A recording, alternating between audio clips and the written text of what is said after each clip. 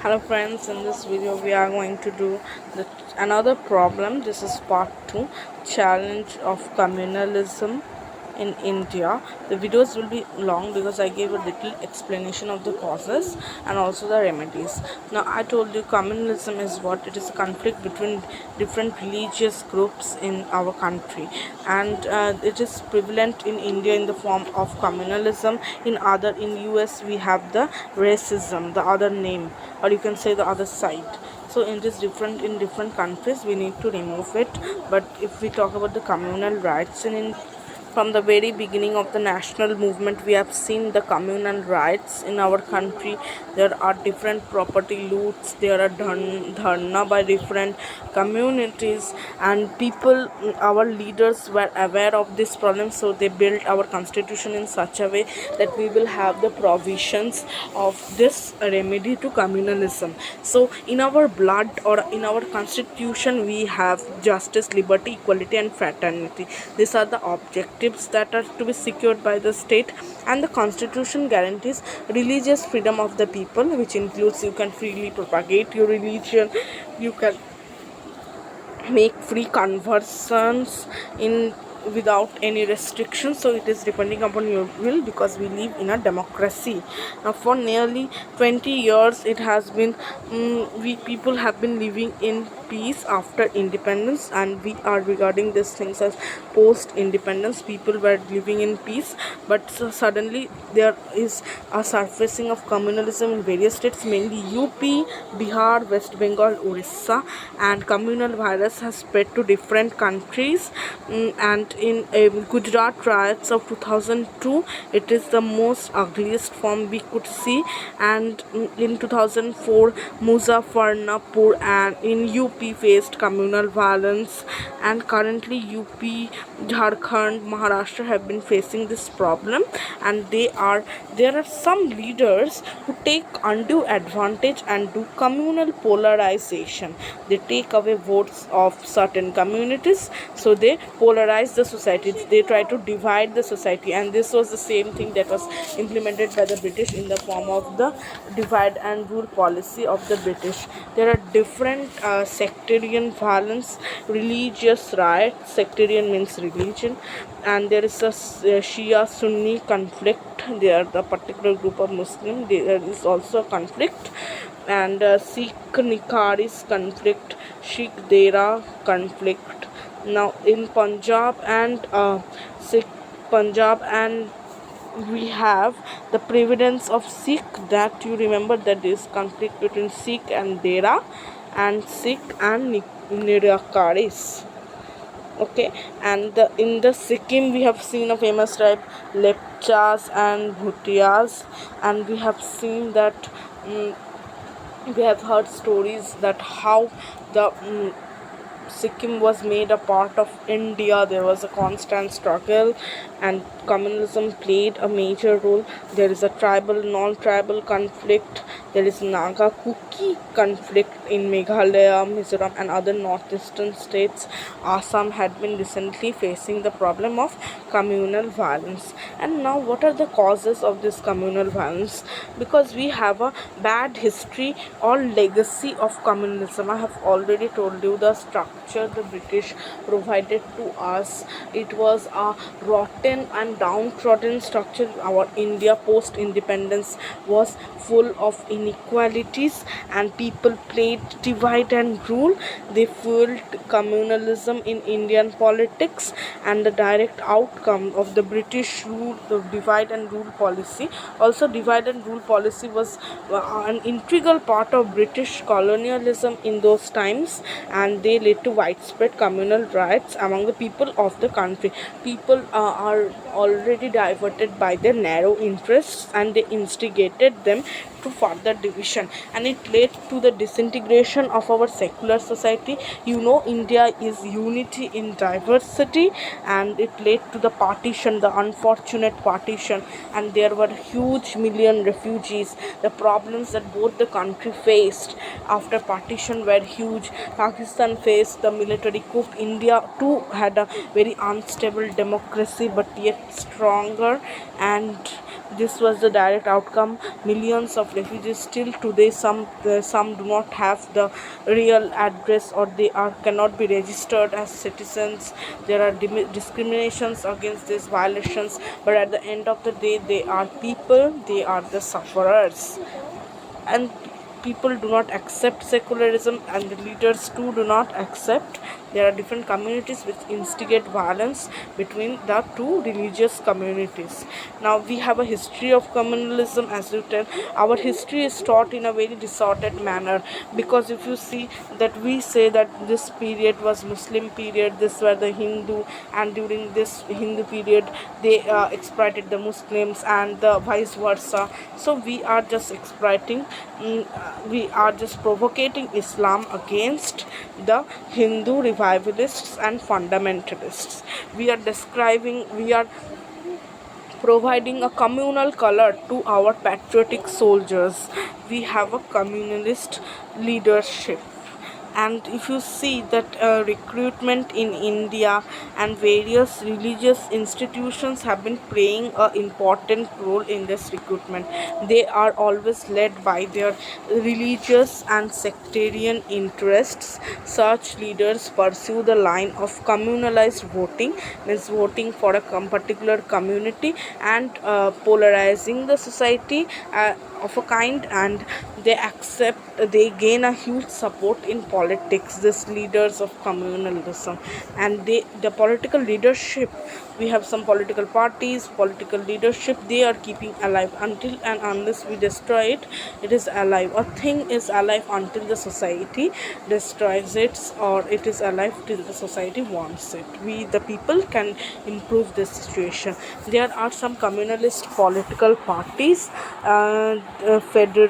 federationists, senas, samitis. These are the fundamentally religious organization. They are sectarian in nature. They aggravate the fire of communalism in India. And some secularist parties, so called, they too take part in this communal politics, one way or the other. There is also religious orthodoxy of the people. People do not accept change, as the world accepts different diversions in their own culture and respects other. But there are many people, in fact, who always use the phenomena of personal law in order to protect themselves. There is a different law for the Hindus, there is a different law for the Muslims, and it ultimately divides the societies. This is accepted. There is a Muslim seat formation for protection of the mosques and graveyards.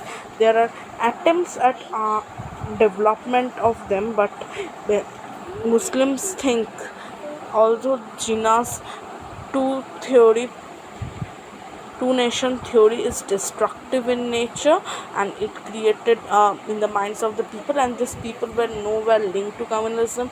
They stayed peacefully, and these riots have been broke due to some leaders, and people are also continuing this trend. Indianization is imposed on this. If we tell that improve your rituals, or we make changes, so they feel that Indianization is imposed, but all are one at the end of the day. Okay. And there are formation of many organizations who are orthodox in nature, so they have no link with the new developments. They are backward thinking, and we should not be that way thinking. And communalism of political struggle.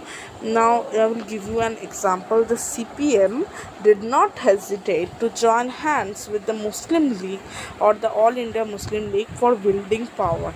So there is always a sectarian side of gaining power. Also, there are some opportunist alliances whose ideology did not meet, but still to wield power, to gain power, they do, like Congress Muslim League and BJP, BSP. and this is a long list which shall never end. And these are self-proclaimed secularist parties. They claim themselves, but they always take undue advantage and exploit communalism in India to their advantage. There is religious fanaticism. What is religious fanaticism? That movements for religious revivalism and fundamentalists have been growing. Like, people want to go back to their own culture and the traditions which are orthodox in nature, even if it is triggering inequality in our society. The use of mandirs, masjids, gurudwaras, deras, and celebration of various religious festivals for spreading some religion. If you celebrate, you have the right to celebrate, but you don't have the right to impose it on others and make a fun of other religions.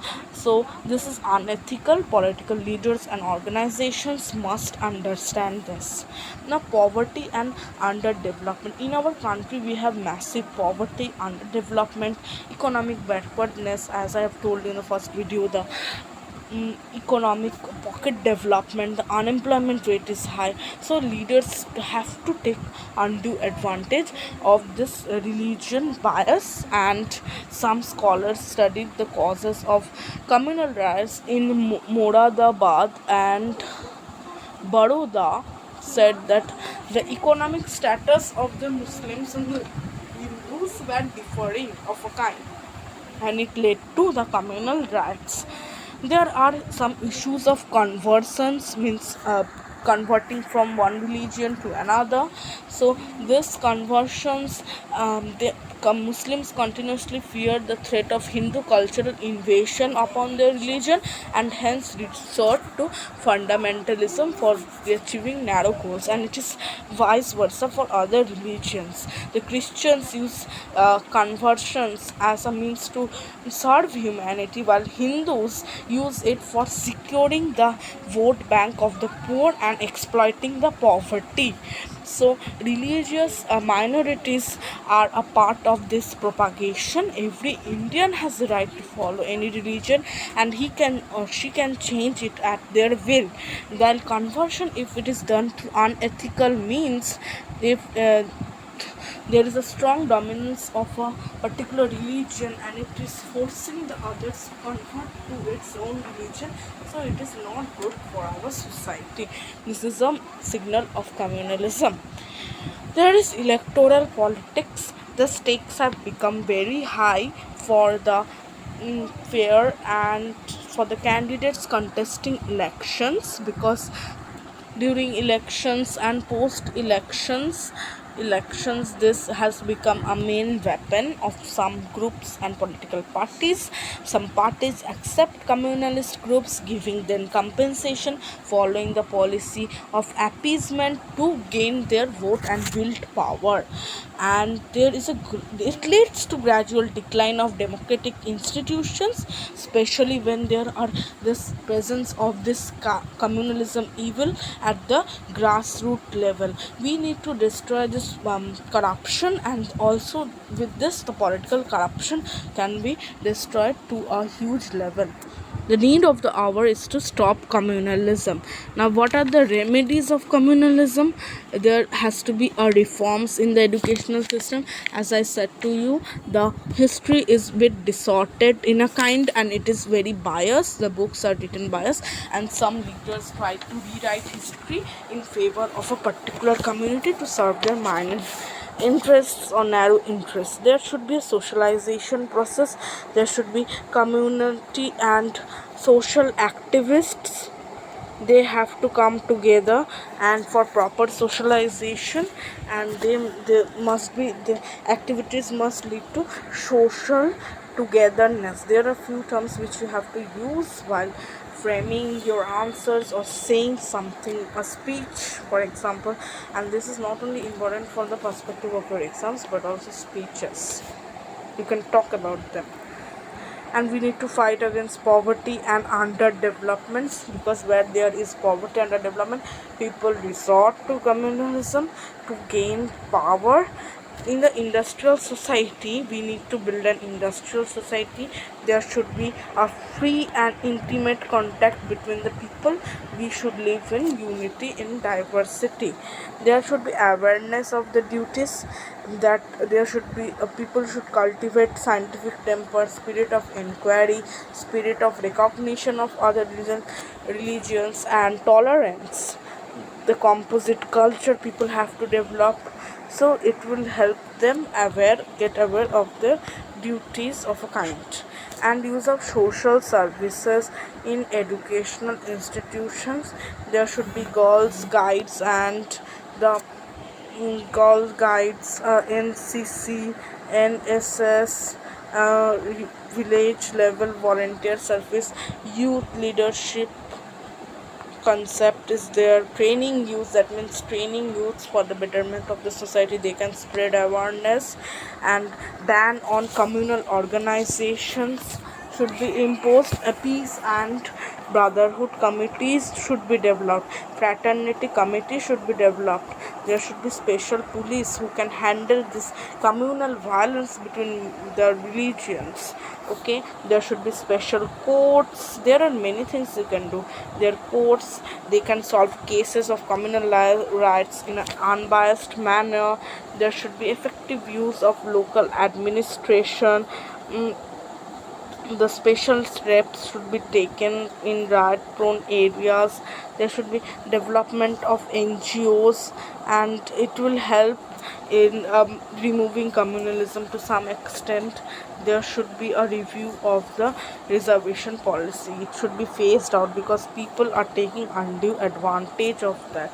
There should be prevent the books should be written in a way unbiased and from the perspective of different religions. There should not be popularization.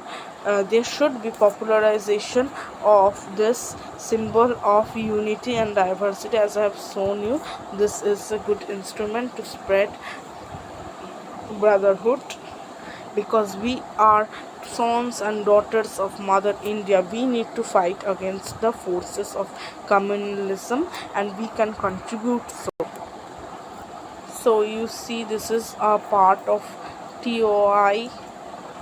This newspaper is published. See, this is the person in power. He is favoring a particular section of the people, and the other sections are just going away, they are getting inequality, injustice on their part. Okay, so we can also see these things in diagram. This is a magazine which I thought will help you. So it's all about today's video. Thank you for watching.